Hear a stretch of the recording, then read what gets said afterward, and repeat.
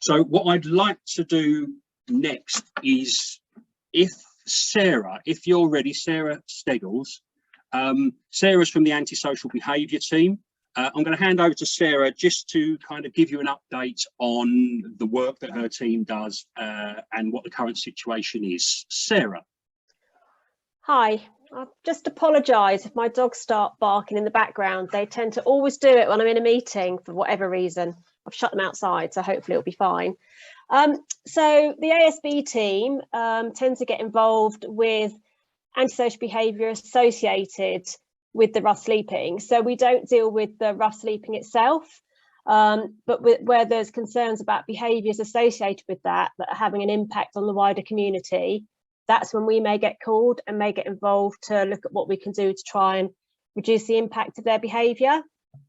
So we work with the police and pretty much all of the homelessness support agencies to look at what we can do to engage with those individuals and discourage them from camping in the doorways or aggressively begging or whatever it might be that they're doing that's causing businesses concern. We have a stepped approach to any kind of action we take.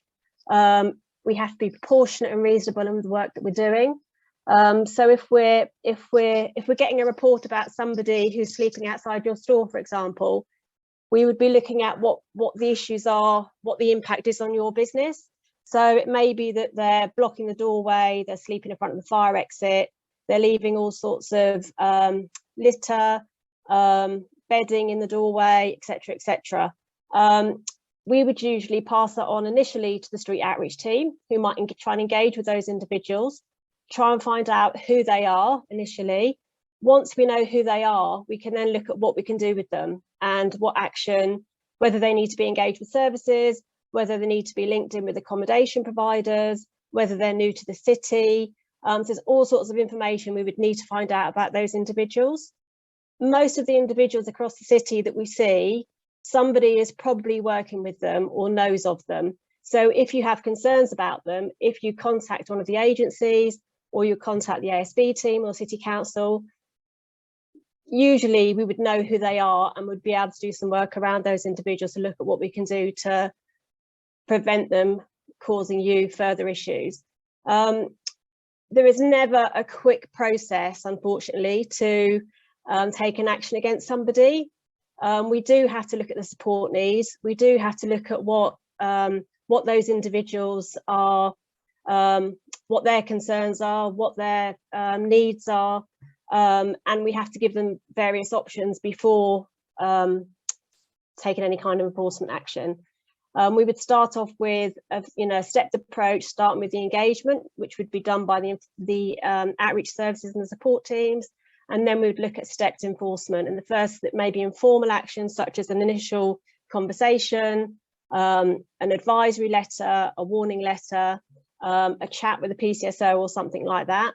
If that's not working, we then may have to look at further action. Any action we take is based on evidence. So we require businesses, members of the public to contact us about their concerns. If there's sort of abusive, aggressive behaviour, we need to have details of that.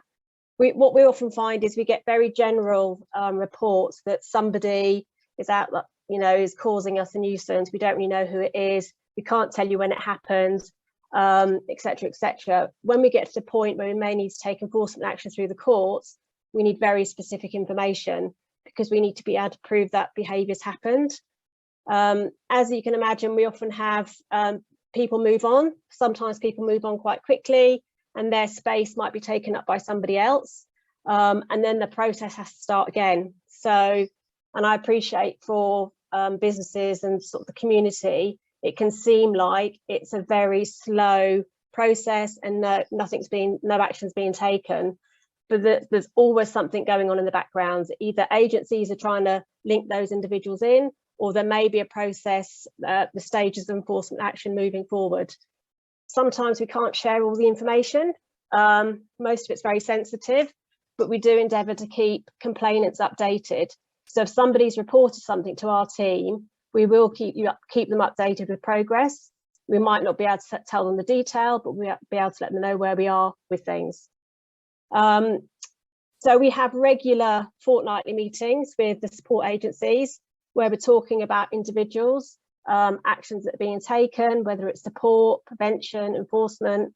So all the agencies are talking. It's a very sort of joined up approach. We also work closely with the police, so we share concerns with the police and vice versa, and they attend the support meetings as well, the regular meetings. What else do I need to tell you? I think that sort of kind of covers our role. I will just say about Cambridge Street Aid as well, which Matt just mentioned. Just to sort of reiterate that all the money that goes is donated through Cambridge Street Aid is available for the individuals to apply for. So they have to be linked in with the support agency, and it doesn't mean to say they've had to be linked in for a long time or engaged for a long time. They just need to make contact with a support agency who can help them apply for that grant. They will then be given a grant based on what it is that they think they need. So it's very much that individual to work with a support person to look at what's going to be helpful and beneficial to them. And that could be anything from, like Matt said, clothing. It could be something to do with their well-being, something that might take them away from the streets, such as, you know, something to do with a hobby or something like that, reconnecting with family members.